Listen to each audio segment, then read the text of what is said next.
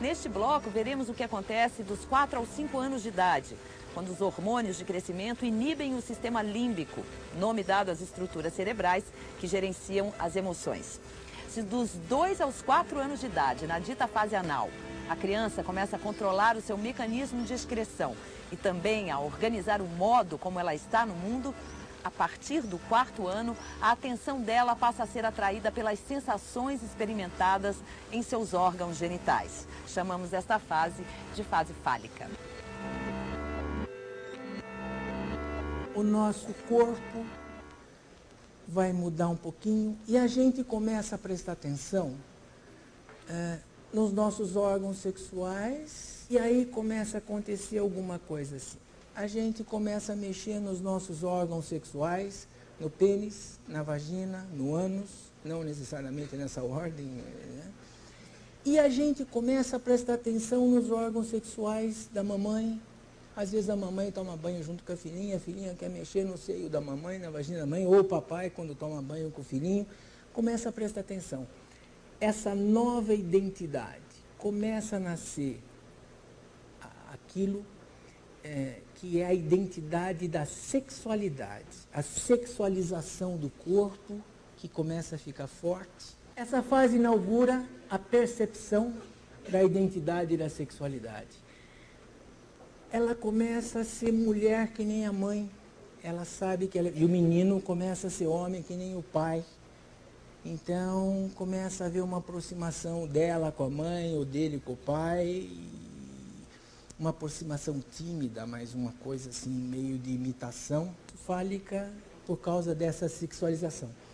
Mas não é a sexualização a coisa mais forte dessa fase. É a afetividade. É quando começa a percepção do triângulo familiar.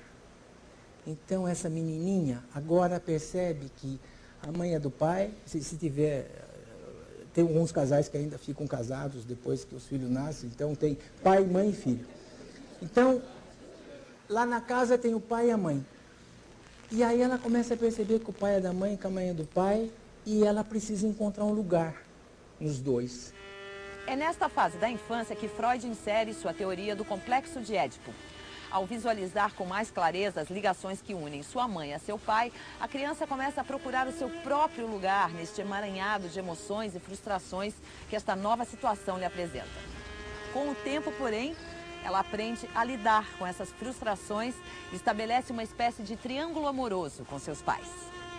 Surgem as primeiras perguntas sobre: mãe, como foi que eu nasci? Como foi que eu nasci? E ela não quer saber. Ela quer saber se ela é filha da mãe. Ela quer saber se ela pertence à mãe. É nessa hora que a gente conta como foi que ela nasceu. Você nasceu da minha barriga, você nasceu da minha xoxota, você, olha aqui a fotografia, olha seu pai desmaiando no parto. Ou você nasceu do meu coração e eu vou te contar uma história.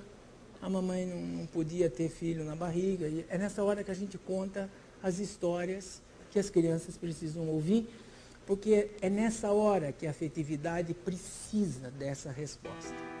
É por volta dos 6 anos que as amígdalas no sistema límbico começam a trabalhar com intensidade. Então, uma nova fase da infância se inaugura. É a latência, caracterizada pelo medo da perda.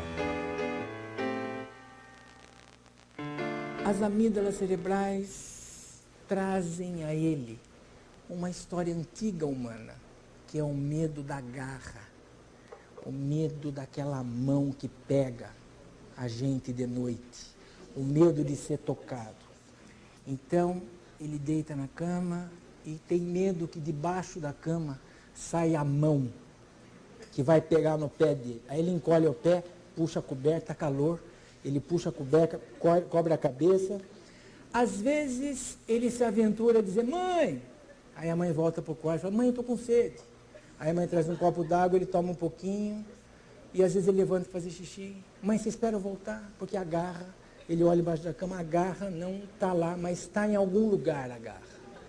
A garra, aquela mão. Tem um filme de terror que tem a garra, né? E aí ele volta a deitar e a mãe vai embora. Às vezes ele se atreve a chamar de novo, mãe, estou com medo. E ela fala, não tem nada aqui, tem um anjo da guarda. Aí ele olha para o quadro, tem um anjo da guarda com 2 garras. Assim. Este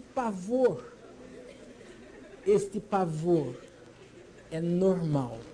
Se ele não tiver esse pavor, ele vai na videolocadora buscar esse pavor. Lembre-se que o medo é a nossa defesa mais justa.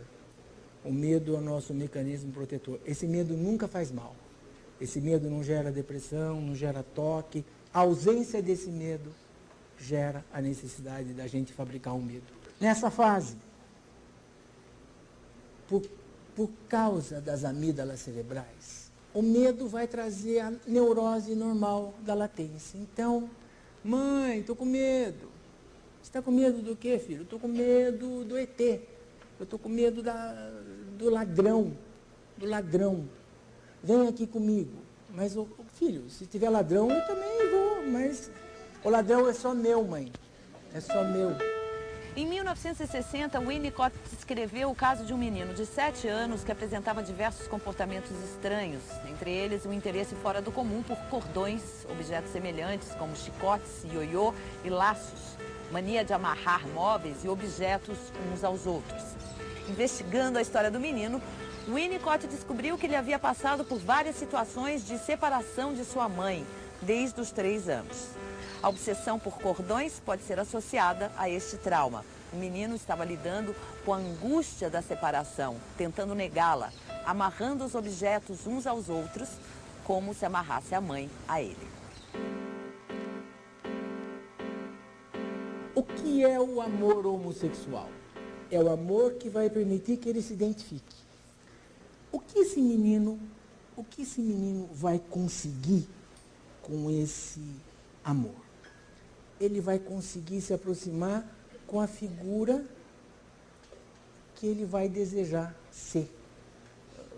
Se ele tiver uma família inteira, seu pai. Então, ele vai transferir esse amor homossexual para a figura que cuida dele. O pai torce para o Corinthians, ele começa a torcer pelo Corinthians também. Tá? Então, vocês veem que ninguém escolhe um time porque quer, escolhe um time por identificação sexual. E aí o pai tem mania de enfiar o dedo no nariz, ele começa a enfiar o dedo no nariz para desespero da mãe. Aí ele chega em casa, tem um tio visitando e fala assim, e aí, Pedrinho, como é que é lá na sua escola? Você já beijou alguém? Nojo. Na minha escola só tem menina feia. Que é a maneira que ele tem para se garantir dentro do sentimento que ele precisa ter pelo menos até os 11, 10 anos de idade, para ele poder escolher a heterossexualidade. Quem tem possibilidade de fazer a sublimação, a transferência sublimatória para a figura de mesmo sexo, quem tem um pai que pode chamar na cama, ou a menina tem uma mãe que vai poder fazer viver a segunda forma de amor humano. A segunda forma é o amor heterossexual. Quando o menino começa a viver aos 7 anos, 6 anos, o amor heterossexual, ele vai ter que, na natureza, tudo tem que ser vivido. Quem começou a andar sem engatinhar, vai ter que engatinhar. Quem tem criança que começou a andar, daqui a pouco vai ver engatinhando, andando no carpete de joelho. Mas o que está fazendo? Ele está obedecendo à natureza. Quem começa pelo segundo amor, pela segunda fase do amor, vai ter que passar pela primeira depois. Daqui a pouco ele começa a gaguejar. Gaguejar na escola, em casa, gaguejar. Daqui a pouco ele começa a piscar o olho sem parar, ele está com tique. Está com tique. Daqui a pouco ele começa a roer unha. Daqui a pouco ele começa a ter mania. Estas coisas são os transtornos obsessivos compulsivos normais da latência. Se a gente permitir que ele passe por isso agora, ele não passa depois. Essa é a última fase da infância, chamada latência, que vai até mais ou menos os 11 anos de idade. Aí inicia-se a puberdade, marcando o fim da infância e o começo da adolescência. Fase que veremos a seguir no próximo bloco.